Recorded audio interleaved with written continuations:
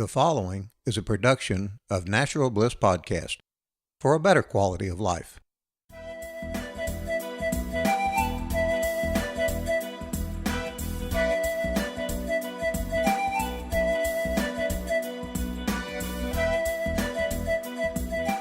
Hi, welcome to It's Your Life. I'm your host, Joyce Wheeler, and today is January 30th, 2019. Today I have with me Denicia Hilton. She saves uteruses and makes babies as a holistic period and fertility strategist. Also a doctor of Oriental medicine, she is certified in Oriental reproductive medicine, also known as ABORM. She is known for her multifaceted perspective of the menstrual cycle that shatters the belief of what has been accepted as normal for what is healthy.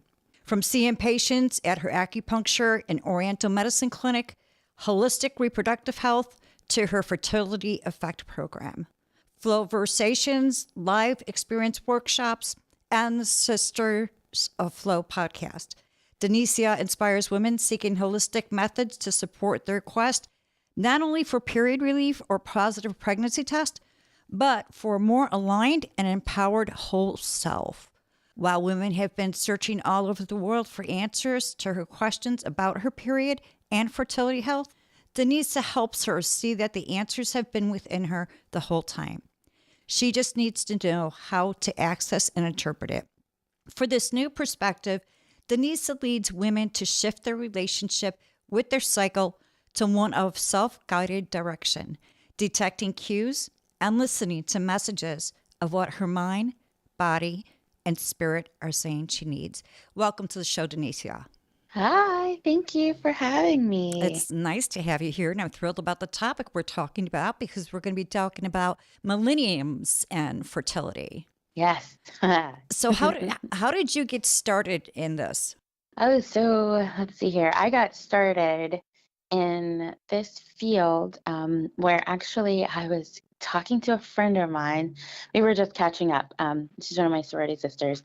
And I was telling her, I said, I'm really feeling like I need to go back into studying medicine. That was my original plan and everything. And she's like, well, if there was another way that you could treat patients, would you be interested? And I said, well, I don't know what you mean. And that's when she introduced me to acupuncture and Oriental medicine itself. I fell in love with just the way that within the medicine you see the whole person. Right. And you're treating the whole person. Our teachers would tell us Chinese medicine is in the life, and I loved it. I gravitated towards it. In school, you're like, I really need to pass and everything, right? And so sometimes it doesn't really sink in just the magnitude of the nuggets of wisdom. And so periodically I might whip out a book and it'll trigger a memory, and it just makes me fall in love with the medicine all over again. To me, I just feel like it's people leave to be feeling like they're more fulfilled and like they're heard, which is ultimately why I wanted to go into medicine anyway. I just didn't know that this was a path that I could take, right? And then you kind of fast forward into me getting into this particular niche. It kind of just fell in front of me and I liked it. And it was really because we were studying gynecology in our pathophysiology class. And I was just mind blown by, oh, what do you mean? We're not supposed to be cramping, or there's not supposed to be clots, or there's not supposed to be spotting. What are you talking about? And that's really when I learned, and now has become my, one of my mottos is that, we're out here and there's a big difference between what is a healthy menstrual cycle versus what we as society have accepted as normal. Right. And I got a chance to experience that myself because I was getting acupuncture and taking herbs on a regular basis while I was in school. And I was oblivious, completely oblivious to how my cycle had been changing while in school, and then actually changing for the better. It wasn't disrupting my life. And it just kind of happened. And then once I became aware of it, I'm going, what? It was because of this? Are you kidding? So I took that on after graduation and just saying, you know what? I know I'm not the only one, and I really want to really take it by the reins and really focus on women's health, and especially increasing awareness and education and letting her know like there are things that you can really, really learn from your cycle. Like your cycle is your messenger. It tells you what's going on throughout the whole cycle itself. So meaning month to month, and just having to learn how to pay attention to it versus continuously placing band-aids on what might be a problem with your cycle. And there's so many women who have issues with cycles and they just think it's normal. Yeah, and that's the thing. Like I mean, when you really think about normal, right? Like just the definition of it and the connotation of it, it Hmm. really just means that, especially in the medical community and when you're interpreting results of labs and whatnot, what's really normal is because they're saying out of this many thousands of people that have taken this test or that have made this report, this is the percentage that happens. So we're going to say that that's normal. Right. Like, like that's probability, that's statistics as well. Like, this is what's normal, just meaning that it happens this frequently. That in and of itself should be alarming. Like, like Right. that's not healthy. And so to really get, it just takes learning about it, and it takes having to like really, find these avenues such as your podcast to really raise that awareness and just say, hey, you are experiencing these, and yes, we're going to accept and we're aware that this is what you're experiencing as far as symptoms, but really what is that symptom trying to tell you about your body and the state of your health? Right. And that's not just with our menstrual cycle, that's any issue that we're dealing with, whether it be physical or mental, is our body speaking to us and we need to listen to it. So what you're doing is you're helping women to discover what their bodies are saying to them. Yes. And that's, I say you brought up a really good point too. So I mentioned I focus mostly, on the menstrual cycle, but that's more of like my baby, like my beginning step, I'll say. That's the intro step. Just to call her attention as far as, okay, it's about the menstrual cycle. However, when we start talking, like even on one-to-one or as I'm going into like group programs or even talking on the podcast, you'll actually learn that I'm actually talking about other body systems. So whether it's your digestion, whether it's urinary, whether it's mental, emotional, all of that plays a role. So I just use the cycle as a way to call her attention. And then I start to weave in and incorporate all the other aspects that do play a role as well. But that was a really great point that you pointed out because, yeah, constipation can tell you some things, right, Right. about yourself, or anxiety can tell you some things about yourself. It's just a matter of, okay, let's put it all together with the other systems and let's see what it's telling you. Well, I think that's the great thing about Chinese medicine is, like you said, when we first started, that Chinese medicine looks at the whole body. And that's Yes. what you have to do. And, like you're saying, we can't just isolate one thing and be like, okay, well, you're dealing with this, so let's just focus on that. It's got to be Yeah. what else is going on in the body that's contributing to this. Yes. Yeah. And it's like, people say, and that's why I use the term holistic. Like when, in some circles, holistic equals natural to them, but Hmm. holistic is that embodiment of the mind, body, and spirit, which is built into Chinese medicine itself. So let's talk about the millennials and the fertility issues that they're dealing with. Yeah. And when, and You when we know, when we talked the first time, one thing that you had mentioned that really blew my mind and got me thinking was the feminist movement mhm. and how that plays a role. So you want to talk about that and how that plays a role in a woman's cycle? Yes.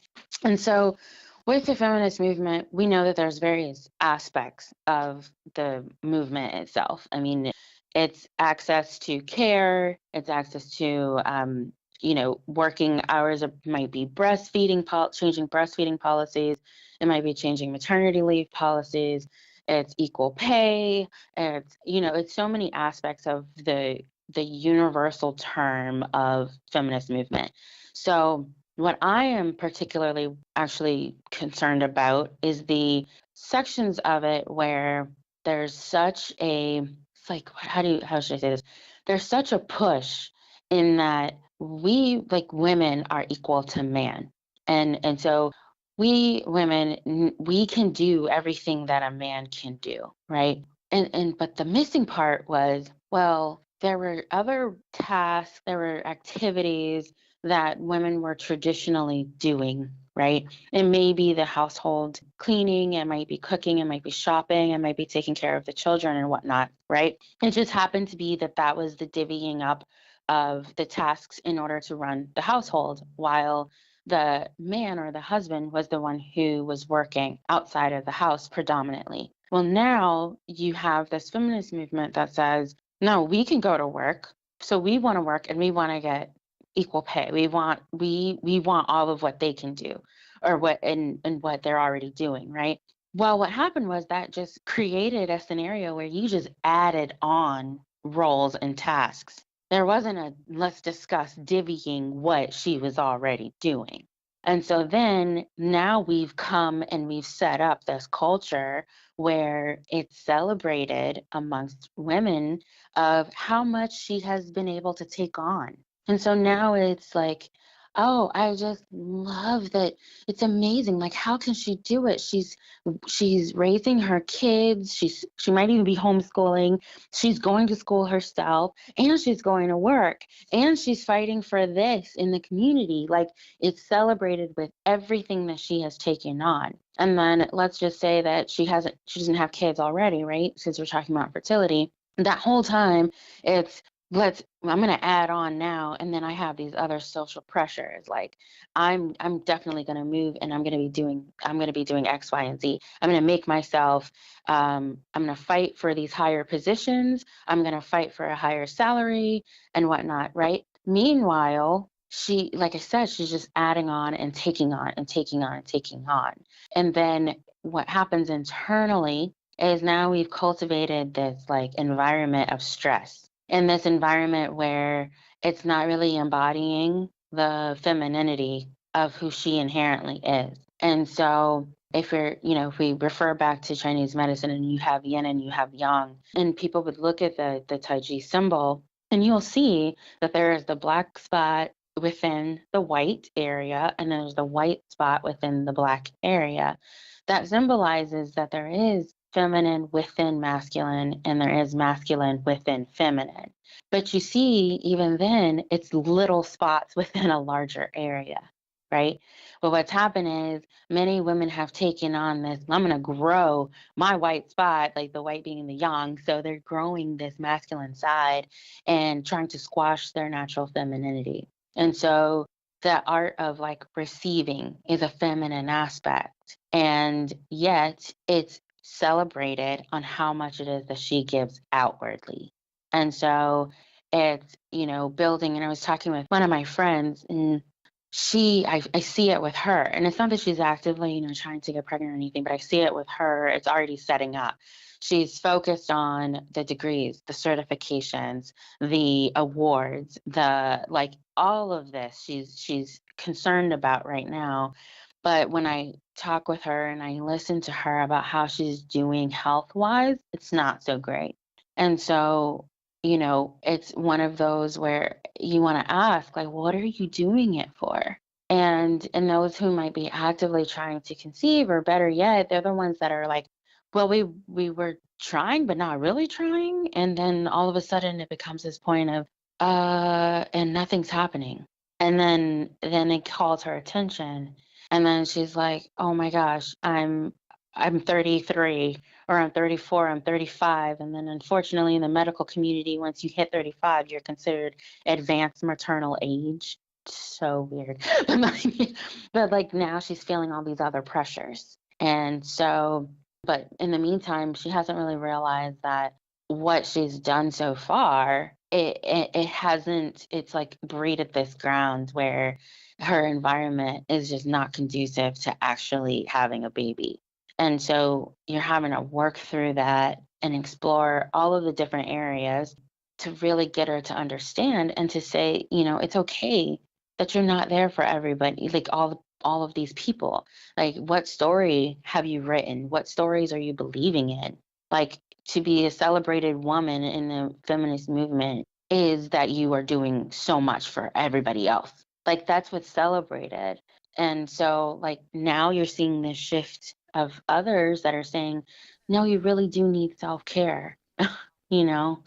Well, it was something too because when I had my children, I was blessed to be a stay at home mom.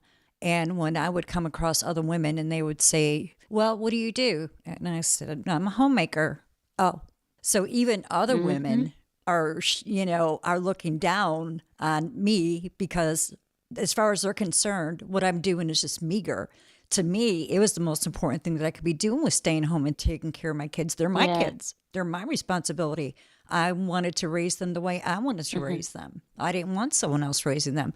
I didn't want to go out and just work so I could have more Mm-hmm. stuff, which is what a lot of people do. I know single women, they're exempt from what I'm saying as far as this goes. But there's a lot of people out there that they just want more stuff and they want to be able to do more things. So instead of going ahead and tending to their home and their children, as it was done traditionally once upon a time, like you said, they're just going out and they feel like they have to conquer the world. The Yeah. world. And, it's funny because, like, my boyfriend and I had that conversation before, and it was prompted with a conversation I had with somebody else. Like, and it was just that. It was this, like, if she wants to work, that's fine, right? And then at the same time, within your family unit, it's really opening that conversation as far as divvying up what needs to be done. Like, what do you see? How does your family unit operate, right?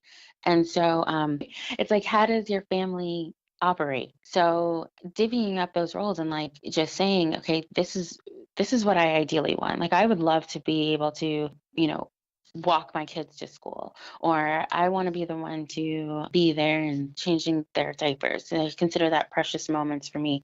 And it's like, great. That is that's beautiful. Like, go ahead and set up your unit the way that is desirable for you. And you hit on something perfect, which is very common amongst millennials, is that whole shunning of each other. It's like even built within the feminist movement is shunning and judging other women. And so, like, it's like, okay, so what are we doing? Like, I feel like it needs to come from an unconditional love and respect and honor for people and their choices, right? And with millennials, that's where social media really took off. And so now it's like, okay, the super moms, the superwoman syndrome and all of that that's going out, which all the common thread is celebrating how much is she doing outwardly and how much is she giving. And then now we're using social media as social proof of I am doing this and I am doing that for other people, like, but, and then what happens is, like, you now have this breeding ground of competition and, like, oh my gosh, I really want to do that. Like, now I need to step my game up. I hear that a lot. I need to step my game up. Or another phrase I hear is I got to get my life together. And I'm like, really? Like, how is your life not together now? And so, when it comes to, like, the symptoms that I see with the cycle and if those that of the cycle that affect fertility is really a big part of it is actually where is she out of alignment with her true self because she's been so outwardly focused. That makes so much sense. Yeah, I really hope that we do see a shift in just honoring her and what her decisions are. And then at the Mhm. same time, just understanding that not everybody is going to be your fan, not everybody's going to be your follower, not everybody's going to be your friend. And that is completely okay. Because once you move into alignment of who you really are, and then you really enjoy what it is that you're doing, what happens is people are going to fall away. And it seems scary at first because that's what you grew accustomed to. But if you continue, then you start to bring in the people that actually will support you and love you in your decisions that you're making now. So, a lot of your clients, patients, or do you deal with a lot of Yeah, millennials? they're actually my favorites. They- So, is that the biggest part of your practice? yeah, it is. Really? Is yep, millennials right around in that age frame, like the late 20s going into the 30s into mid 30s, kind of hitting the late 30s as well. But They are my favorites. And I mean, I fall in that gap, so maybe it's also easy for me to see some of the things that are happening. But and what happens is they all have the common story. They were so worried about school. They were so worried about starting their career. They finally did get the husband, and then now they're like, okay, we've been trying and nothing is happening. And so then you end up with, and it's a mixed bag of them coming in saying that they might have a menstrual cycle disorder or condition, and then some that don't even have a diagnosis, but they are struggling with getting pregnant, or they might get pregnant, but they have trouble actually staying pregnant. And so that's where that whole discussion of what's a healthy cycle versus what you accepted as this normally happens for you is not really what is a healthy cycle that would be conducive for optimal fertility. So then we end up having to work on those and adjusting, watching the cycle as it adjusts to the different changes that she's making. And, the thing is, too, is earlier you had mentioned stress. And our society these days is probably more stressed than ever. Mm-hmm. And then especially women with thinking that they've got to be, this superwoman. And stress plays a big part on the body. It's very destructive for the body. It is. And, just today I actually saw somebody post like pictures of I'm working through the flu. And I just wanted to be like, why are we celebrating that? Like, like, Yeah, right. why? There's a reason why you got the flu. Like, so like, and I know it's going to take a huge paradigm shift and of great magnitude. And I'm cool with actually dropping that pebble into this peace body of water and letting it ripple out.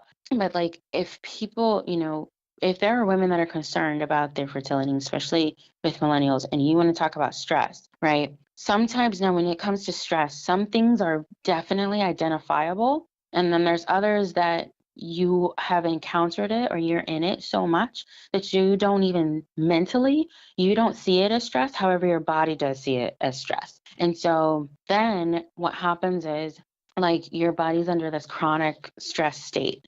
And what most don't realize is that our nervous system, it falls into like two major branches. And so when you're under the chronic state, you're under that sympathetic nervous system action. So that means that your body is like, we're stressed out, we're sensing danger, we're going to shunt all this blood flow to our arms and to our legs because we need to make this decision real quick if we're going to run or if we're going to stay and fight. And so if the blood flow, all the healthy blood flow and attention is shunted to the arms and the legs, where are your reproductive organs? They're in the middle. Where's your digestive tract? They're in the middle.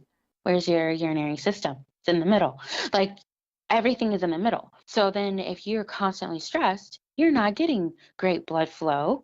You're not getting oxygen. You're not digesting very well at all. Right. And then, Right. but instead, you're pumping stress hormones all the time, which can actually increase, right, blood sugar.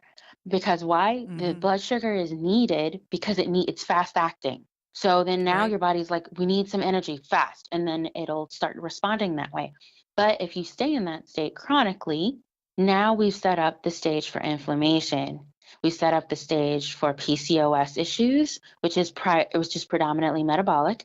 Now we set up the stage for endometriosis, inflammatory response. We set up the stage for fibroids, like, right? And then now let's say that the other side, so the other major branch, guess what is under control of that branch, which is parasympathetic, is our reproductive system.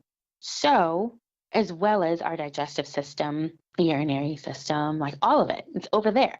So it's like if you're on the stressor side, your body's like, hey, we ain't worried about digesting properly. We're not worried about even producing a baby at this point because we need to survive.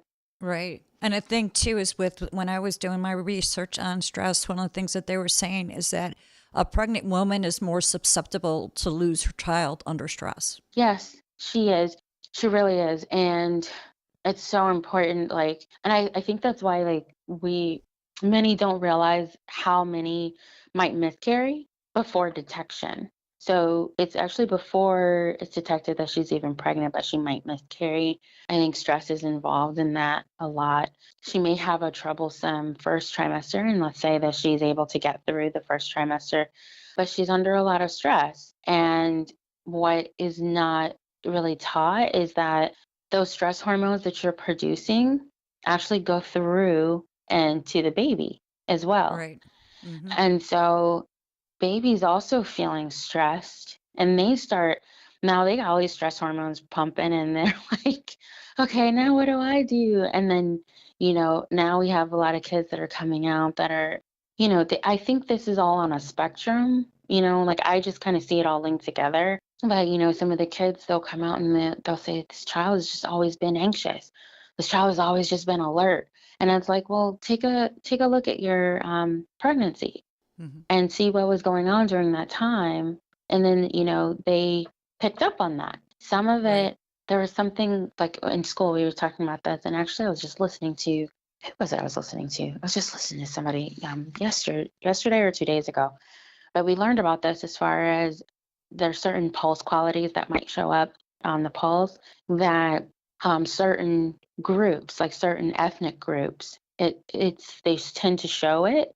And then what you realize is depending on just how close they are to, say, immigration for their family, they still like passed along this hypervigilant state. Mm. And so basically then as they had their children were pretty much like almost more primed for being in a stressful state than others because their family was just so accustomed to being in a highly stressful environment. So like if you think about it, it's like places of war or severe drought or food shortages, those type of environments where their family may have been able to escape. But then what they don't realize is that you're actually housing the future generations as you're going through that. And so then it ends up passing down. And Right. that's where I say, like with the program, and anytime I'm talking with her about fertility, that's why I say that it's the smaller steps that you're taking now that actually have a multi-generational effect. We'll be right back with Joyce Wheeler and It's Your Life.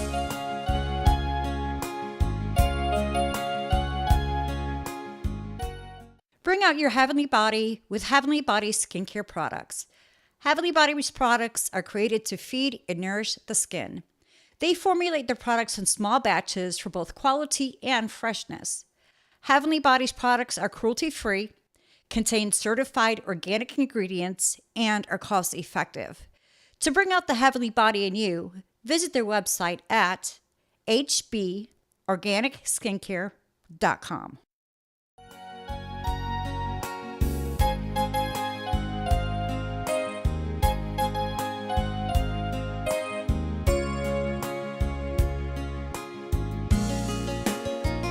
We're back with Joyce Wheeler and It's Your Life.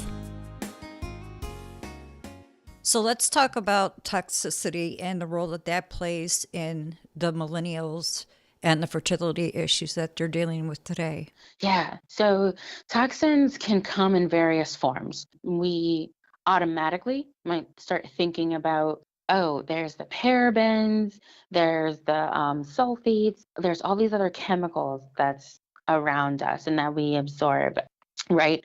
And I find it fascinating because if you actually take a catalog of products that are used, you always see that the number of products by women is significantly more Mm-hmm. than it is for men. Now, like when I say that, think about it. Like it's the cleanser, the toner, the serum, the moisturizer, the sunscreen, the lotion, the soap, the shampoo, the conditioner, the deodorant. Deodorant. Yes, it's the deodorant. And it's like and then that's the prep, right? So for those that are all like out there and into makeup, then you got your concealer, your foundation, your bronzer, your highlighter, your blush, eyeliner, mascara. So it's everything. All of these products that we're using for whatever standard of beauty it is that society has put out there and whatever you might oblige by. But when you have those products are constantly on you, they're absorbing through your skin. And so, like, many don't realize that's one of our ways that we actually detox is through our skin. So, just as much as it goes out, there's things that can come in. And so, it's Right. even being mindful of what it is that you're putting on your person because it does enter into your bloodstream. And this also includes tampons. Like, that's a big thing, is tampons. And these tampons are used more. I don't know, I haven't seen recent statistics, but I know that tampons were used probably, I think, 2 to 3 times more than pads were being used. And then what women are not privy to, and more are becoming more privy to it, but it's the chemicals that are actually still in the tampons and the chemicals that were used to even create the tampons. Then they don't realize, like, you insert the tampon, the vaginal wall is one of the thinnest, like, as far as the cell structure goes, one of the thinnest and most permeable that we have in our whole body, meaning that whatever goes there, you absorb it very easily and it goes into our bloodstream very easily. Right. Well, that's just like you were talking about the skincare products, anything we put onto our skin, and it's just not beauty products, it's cleaners. And even what we're washing our clothes with, that is going to absorb into our bloodstream within 26 seconds. Yes. So now you're talking about the vaginal wall. So, I mean, if that's 26 seconds on the skin, how much faster is it going through the vaginal wall? Less than 26 seconds, and that's pretty darn that's quick. scary. Yeah. Right. That's scary. Now, what about organic tampons? With the organic ones, you just want to make sure that, because they'll say that they're organic because they're using organic cotton. Right. And so you still actually want to read the box because they may be using organic cotton, but they might still be chlorinating it to clean it. So that is something that you just want to really read the box to understand what their process was in order to prep it. Now, when it comes to tampons, like, this is the other thing that I just thought about. When you think about tampons, tampons are inserted to plug up, right? They're supposed to absorb. Now, I'm not a big fan of tampons because the flow, the blood, needs to come out. And so if you're inserting something that seems to be disrupting the natural flow out, it's like sometimes the uterus has to work harder in actually, like, cramp, creating these cramping, because it's really the muscle, like the muscle contractions to actually get the lining out. And it's like, why actually make it do more work than necessary? So do you feel that we're hindering that process? And if so, what kind of consequences are we dealing with because of it? I think we are hindering the process of the blood flow coming out that way. I know that there has been some theories about this relating to endometriosis, especially because endometriosis is where there's uterine cells outside of the uterus, so they're somewhere else within the body. So they could be just outside the uterus. It can be on the intestines, some even on the lungs. And the, like, now that's one theory. They still haven't finalized, like, how is this happening? But for me, if we look at, like, the mechanism, I feel like if the muscle of the uterus is contracting to help move these cells out on a monthly basis, but somehow, some way, the blood flow went the opposite direction. So it went up and out the tubes instead of going down out the cervix and the vagina. And so I feel like with so many women using tampons, and then the higher incidences of diagnoses of endometriosis, do I feel like there's a correlation? Yes, because you blocked using tampons a way for the cells to come out. And there's still other ways that are open for blood to leave and for cells to leave, and that's out through the tubes. So I think that is one way as a consequence. I also think that with the tampon usage, the cramping can increase because, once again, it's just like if you had a balloon and you put something in that little area and you're trying to squeeze the air out of it, and something's blocking the air to leave. So you're putting more effort to get the air out. That's like what the uterus is doing. So some, just by switching from not using tampons, end up just having better, they don't have cramps because they're not blocking the blood flow. Yeah. What about the cup? The cup itself. Are you are you familiar with the cup? Yeah, I'm familiar with it. I personally have not used it. The cup, I know that many who do use it, they love it because they're not having to carry pads with them or carry tampons with them. And so they're like, okay, I'll just have this cup and I'll empty it out and then I'll replace it back. I think that with the cups, it's useful. I don't think that that blocks as much as cotton does because, like just the fabric that's there. Hmm. And so, and plus it's open, like, so liquid can still come Right. out, you know what I mean?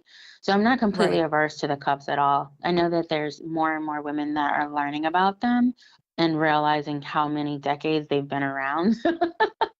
Like, Can you explain exactly what the cup is for our listening audience in case they don't know what it is yeah, and how it works? sure. So I'm going to say, let's go back to the balloon, right? So let's imagine that balloon that we blew up. And then right where you tie the knot at, you know how sometimes you can overblow the balloon and then it'll start to be like a narrow neck right there. Hmm. Yeah. So let's look at that narrow neck down to where that knot is. That's similar to the shape of a menstrual cup. And so the cup can be made of different material, but predominantly is silicone. And then they come in varying sizes, meaning like lengths of them. And then the material that it's made of as well, company to company, would vary. But ultimately, what it is you would fold. There's certain folds that you would make with the cup and you would insert into the vagina and then it actually opens. So it opens up to be just around the cervix itself. And so just like with any cup, it's collecting fluid. So any of the blood flow that comes out with the blood, the cells and everything, it'll collect in the cup. With proper placement now, many have to play around with this to find what the placement is for her.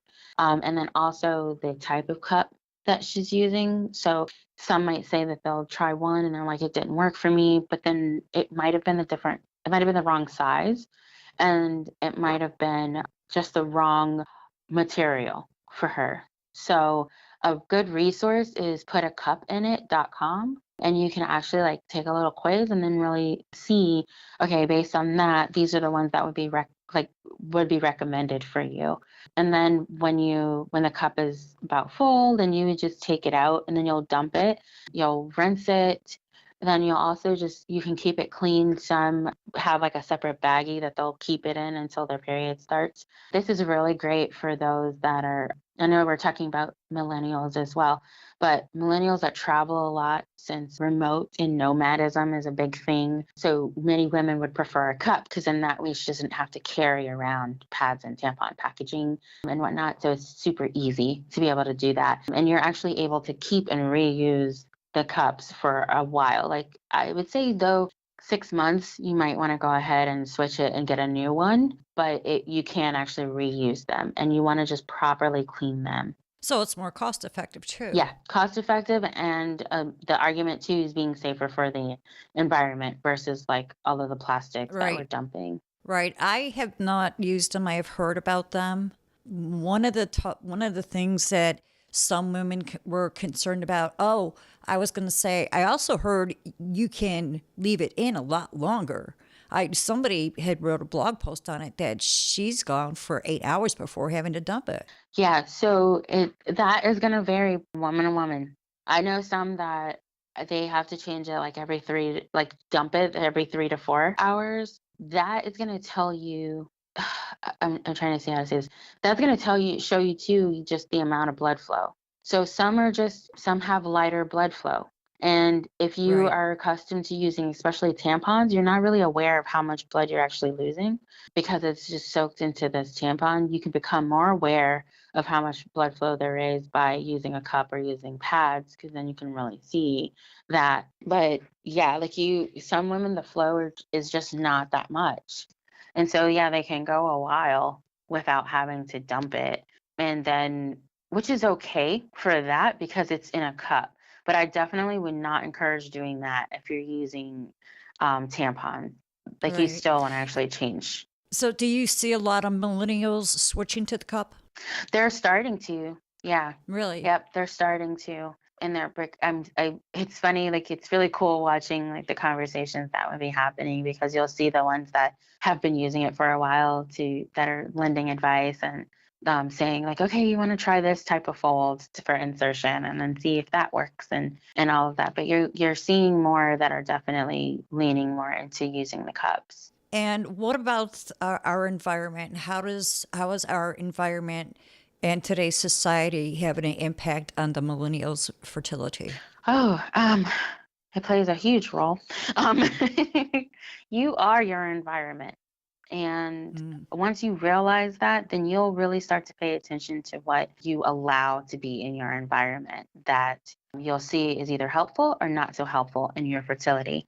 One of the things when we were talking about toxins and the toxins being in your environment, one of the major ones that I like to go through is actually your mental emotional toxins. And thought processes can play a huge role in fertility. And it is a part of your environment, because these thoughts, they tend to come from experiences. And so whether or not you were aware that certain experiences that you had, you still created like a thought to it. And there might be some things that it's like, here's a tip, right? Start to try to pay attention to what you're thinking. And it takes some getting used to, because you're thinking all the time, and we're repeating the same thought patterns like ridiculously. A huge amount of times in a day is actually a repeated thought pattern. And so when you start to become aware of what are these thoughts that you're having, then you can start to actually change what's around you so that your experience is different. And then you start to adopt a different emotional pattern and a different thought pattern that's also attached to it. And that will help your fertility. So when we look at like environment, I say that we're looking at your mind, we're looking in the heart, especially with the emotions. When we're looking at your physical environment, so your home, we're looking at work, what type of career are you in? Are you really doing what it is that you want to do? Then we're also looking at your family. A lot of times I've seen this happen with almost every case now that I think about it, but there's usually always something that comes up related to family that she didn't realize had a strong hold on her. And then now that it's raised to her consciousness, then she's able to work on it and work through it.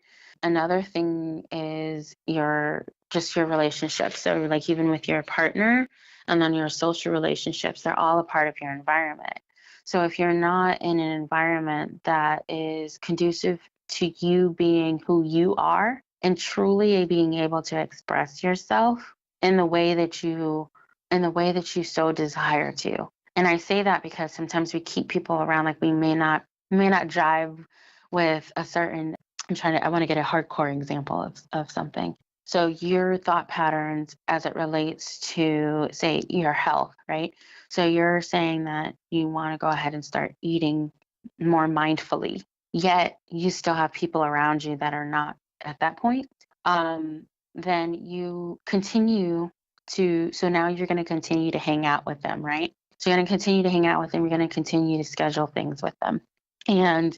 But what happens is now every time you're hanging out with them, you kind of been created as a little stressful environment, because you may try to squash what you're trying to do about your mindful eating, or you're going to feel stressed because now there's no options in front of you for what it is that you're trying to accomplish. They may even pick on you. And actually it might be something subtle. It might be like, oh, girl, you don't need to change that. Or, oh, it's just a little bit. And those are just little micro expressions of them not supporting you. And so then now you're feeling conflicted internally. And so that is now your stress hormones are starting to pump, because you're like, I can't even like really be myself in that I'm wanting to eat better and I'm wanting to do this and be more mindful, but I don't feel like I'm supported. Yet you continue to try to be around them. And so that's where you might want to make that decision. Do we need to change activities that you do with them so that it's not focused on that? Or do you want to have a conversation with them and let them know like you could really use their support and just raising their awareness to some of those comments that they might make, which are not conducive for you. And, if they're not vibing with the new person that you're becoming, then it may be time to exit that relationship. That's a really good tip as far as like when hanging out with people who really aren't supporting you, to only hang out with them when they're doing certain things. Mhm. Like if they're going, you're trying to eat better, okay, we're not going out to eat with you, Right, but we'll go bowling with you. right. So that's a really good tip. We're coming up at the top of the hour. I'd like for you to give any closing comments, also talk about the fertility effect, and then if you could give us your website. And also, you do consultations over the phone, right? Yeah, yes, I do. Let me see. I'm going to try to do all of it in as close to an order of how you presented it. Closing remarks. I will say that as a fellow millennial, and to all the other millennials, to really take the time to know thyself. We grew up in a time period of being pushed to do things that were actually made not for our own good. But now we can welcome the opportunity to really move into a space and into a phase that is truly you. And a way to do that is through meditation. And there's different types of meditation, but I will say the most simplest is really just sitting there for 5 to 10 minutes. And it can be in the morning, it could be before bed, but just sitting quietly and just following the breath. Any thoughts that come up, just welcome them and allow them to pass. But really, meditation is truly about just coming in and slowing down the breath and just becoming aware of your current and your present moment. And so just being in the spaces that's in between those thoughts. And in that time, you will become more clear. It's not something that's quick. I know that we're used to things happening very quickly. So some things might take some time, but allow that time to happen and growth will come from that. And for those that are really trying to expand their family, this is going to be really important because typically what I see is there's so much focus on the outside, and then now that you're wanting to expand your family, you're starting to see that your attention to yourself needs to happen more, and that all you're doing is really taking care of yourself, right? Taking care of yourself for yourself first, but you're supporting yourself and being able to be a resource to someone else that's going to be needing you and using your resources in order for it to grow. So taking this time to prepare yourself for that endeavor is really important and really does have a multi-generational impact. You mentioned the fertility effect. Yes. The fertility effect is a program that is designed, literally, the name is inspired by the butterfly effect, where it's small steps and small changes that will have a ripple effect down the line. So that's that multi-generational effect. It is a program that's built to actually prepare you mentally, physically, and emotionally and spiritually to optimize your fertility. And so we walk through so many different aspects of your life and seeing how they play a role. And what's different about this is that actually I teach you how to read and interpret your own cycle patterns. So then that way you're able to see what it is that you actually need based on your cycle pattern. So this is different than I'm going to read this blog and they say use vitamin D or go use ashwagandha or whatever. This is going to be helpful for you to know based on you. Like I said, it's all about you, based on you and what it is that you need in order to create that fertile ground for that's conducive for a baby, and also is meant to not just for conception, but for a healthy pregnancy, healthy mom, and healthy baby. So that's the fertility effect. And if you want more information about that, it's fertilityeffect.com that you can sign up. For your listeners, thank you for listening to me. And if you're curious about more when it comes to the fertility effect, you are more than welcome to actually take that first lesson for free and just really get in there and see what it's like. And then that way you'll be able to experience it and then make that decision if you want to continue forward from that point. I am, let's see here, on Facebook and Instagram. Sisters of Flow is my podcast. So those are my handles for Instagram and Facebook. It's a holistic period and fertility podcast. So I would love for you to take a listen to that. And my website, Denicia Hilton, houses everything on it. Also says deniciahilton.com. For the listeners, can you spell your first and last name, please? Yeah. You mean Denicia? It's D as in dog, E, N as in Nancy, I, C as in cat, EA, Hilton, HILTON.com. Excellent. So let me ask you just one thing before we close. What makes the Fertility Effect program different from a client working directly with you? So what's different is that it's actually part self-study. So you'll get access to each of the lessons. You must complete each one in order, so there's no skipping around. And you actually are open to attend bi-weekly group sessions. And so that's really where I can make sure that you're understanding what it is that you're learning, not only understanding it, but able to apply it into your life. So even if we need to brainstorm, okay, well, according to my cycle type, I need to incorporate more of these type of vegetables, but I'm not quite sure about these vegetables. Like, how do I prep them? How do I cook them? I don't really like this one. So then it's like it gives an open dialogue for us to be able to strategize about how you can actually incorporate into your life what it is that you're doing. Now, that's really what's different is that you can join in and then you're doing that self-study and then you can jump on the group calls that are happening bi-weekly. If you were to see me one-to-one, and that's in person or virtually, then I'm literally working with you like one-to-one, hyper-focused on what I'm seeing as your cycle type and what it is that you need. And I help to support that to optimize your fertility in that aspect. So some don't like the group thing. They may not trust themselves that they'll even do the study. So they're like, I'm just going to make the appointments to be with you and then we'll go through everything. And then that way I can lay it out for them. So they'll choose to work with me one-to-one on that. Now, one thing that is actually similar is that I am committed to you taking inspired action steps.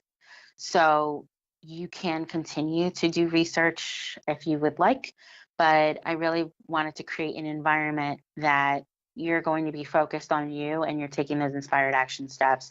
So I can help you continue to just move along in that process. So when you join the Fertility Effect online, you're going to continue to move along with your access. It's a limited time to actually make sure that you're committed to doing it and you're going to take those steps forward, which is very similar to when I'm working with you one-to-one. We're actively incorporating what I'm suggesting for you to help you along in your way, because that's where the change is really going to happen, is when you really do take those steps. So now the Fertility Effect is it because you're having interaction with them. Is it like, okay, we're doing this for 6 weeks. After that, then another group comes in. And if that is the case, is the course limited to how many people can join at a time? And those are really great questions. So as of right now, it's just opening. So I'm, going to be observing it, what happens and how it grows. But as of right now, it's open year round for you to join in. The way that I'm structuring the group calls is that everyone has that invitation to submit their questions ahead of time. So then that can help me be able to guide the conversation. And also for those that may not be able to make the call live, but you still are getting what you needed addressed in the call.